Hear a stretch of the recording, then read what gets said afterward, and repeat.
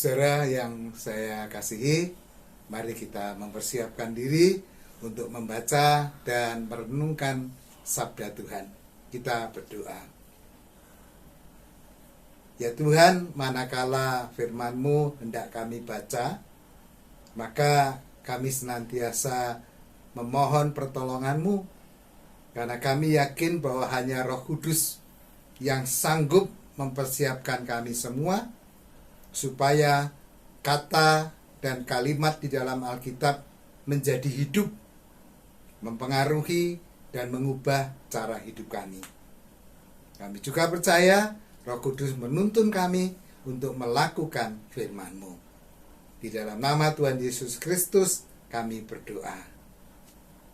Amin. Saya akan membacakan firman Tuhan dari Amsal pasal 18 ayat 14. Amsal 18 ayat 14. Orang yang bersemangat dapat menanggung penderitaannya, tetapi siapa akan memulihkan semangat yang patah? Demikianlah firman Tuhan. Yang berbahagia adalah mereka yang mau memelihara dan melakukan firman Allah dalam hidup sehari-hari. Siapa yang berani memungkiri bahwa sekarang ini kita sedang menderita? Bagaimana tidak? Pandemi COVID ini telah membuat kita berada di dalam yang namanya ketidaknyamanan baru. Sekali lagi saya mengatakan ketidaknyamanan baru. Dan ini menyengsarakan, ini membuat kita susah.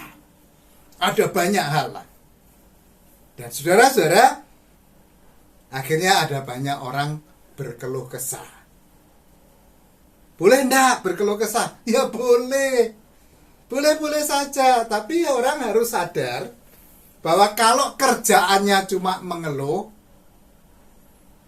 ada bahaya loh. Bahayanya kalau orang terus mengeluh adalah menyalahkan orang lain, menyalahkan pihak lain, menyalahkan situasi, menyalahkan suasana. Untuk apa? Untuk membenarkan keluhannya. Saudara-saudara, bicara tentang penderitaan, orang bisa menderita karena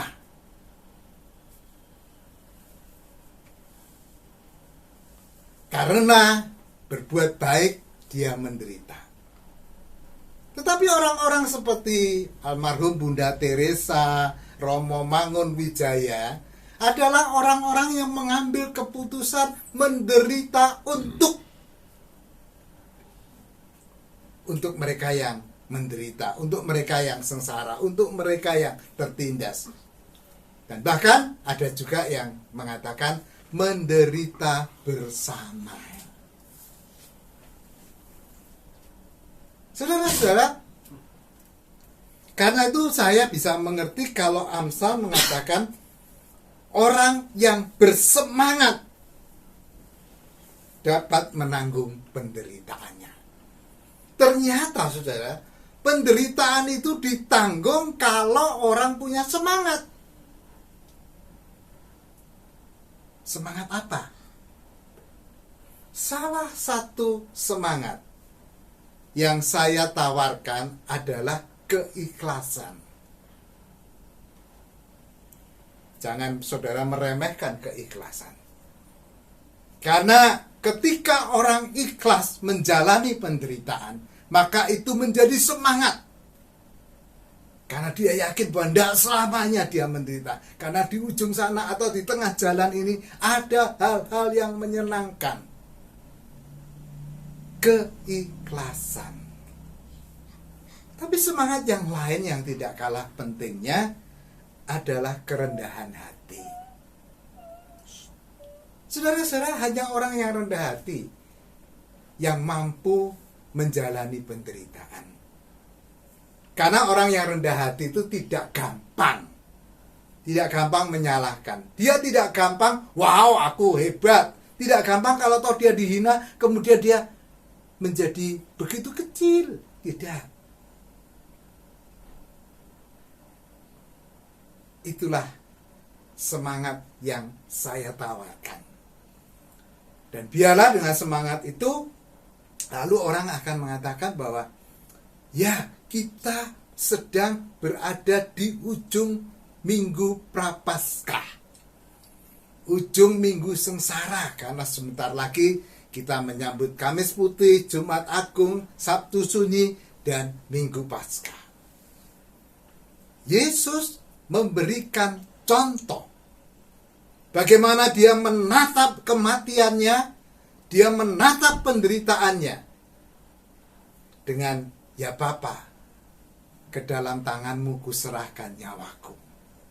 Keikhlasannya, kerendahan hatinya yang membuat dia mampu untuk menjalani penderitaan itu. Kalau keikhlasan dan kerendahan hati sirna, saya kok yakin, maka kita hanya akan menjadi orang yang berkeluh kesah, orang yang gurundel, orang yang ngomel, orang yang nyala-nyalain orang lain. Saudara-saudara, baru saja kita mengalami yang namanya bom lagi. Justru di Minggu Palmarum ada bom. Dan saudara tahu, setiap kali bom terjadi, maka yang muncul, yang lahir adalah parade. Parade pernyataan sikap. Itu penting, saudara. Tetapi ada yang lebih penting. Ketika kita juga mau melihat diri kita sendiri. Jangan-jangan selama ini cara beragama saya merendahkan, membenci, menjelek-jelekkan agama lain. Bukankah itu memupuk kebencian yang sama? Bukankah kita sedang menghancurkan kemanusiaan dengan ujaran-ujaran kebencian kita? Dengan kebiasaan kita bangga kalau bisa menjelekkan orang lain. Itu kan sama dengan kita bangga bisa menyalahkan orang lain. Saudara-saudara, justru di ujung minggu sengsara ini, Amsal mengajak kita, milikilah semangat. Karena hanya dengan semangatlah orang bisa menjalani penderitaannya. Keikhlasan dan kerendahan hati. Amin.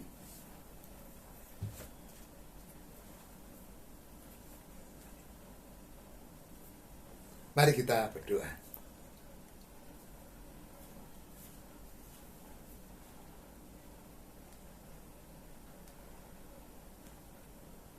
Tuhan, kami mempercayakan teman-teman kami yang saat ini menderita di Myanmar sana. Kami tidak tahu persis bagaimana keadaan mereka, tetapi media sosial memberitakan betapa ada banyak orang sengsara. Ada banyak orang mengalami penindasan, penekanan oleh aparat keamanan. Kami percaya Tuhan menolong mereka supaya mengembalikan rasa kemanusiaan itu. Begitu pula yang terjadi di Makassar baru-baru ini dengan adanya bom di gereja. Tuhan, kiranya peristiwa itu membuat kami merenungkan cara beragama kami. Dan dengan demikian kami menghentikan cara-cara beragama yang merendahkan, menjelekkan, menyalah-nyalahkan agama lain. Siapapun mereka, apapun keadaan mereka, kami ini sahabat, kami ini saudara, kami ini sesama ciptaan Tuhan. Bapa yang di surga, kami terus berjuang, kami terus berdoa bagi mereka yang berjuang untuk menghadapi pandemi COVID. Mereka yang bergerak di bidang medis, mereka yang melakukan penelitian, mereka yang sedang menghadapi sakit karena COVID, ya Tuhan, tolonglah mereka. Kami yakin bahwa Tuhan berkarya di dalam diri mereka, supaya mereka menjadi orang-orang yang punya semangat menghadapi penderitaan ini. Tolonglah kami sebagai gerejamu, supaya di tengah segala kesulitan ini, justru kami berbagi banyak hal. Kami sungguh-sungguh mewujudkan diri menjadi sesama bagi orang lain. Kiranya keikhlasan dan kerendahan hati makin besar di tengah penderitaan yang sedang melanda hidup ini. Di dalam nama Tuhan Yesus Kristus kami berdoa. Amin.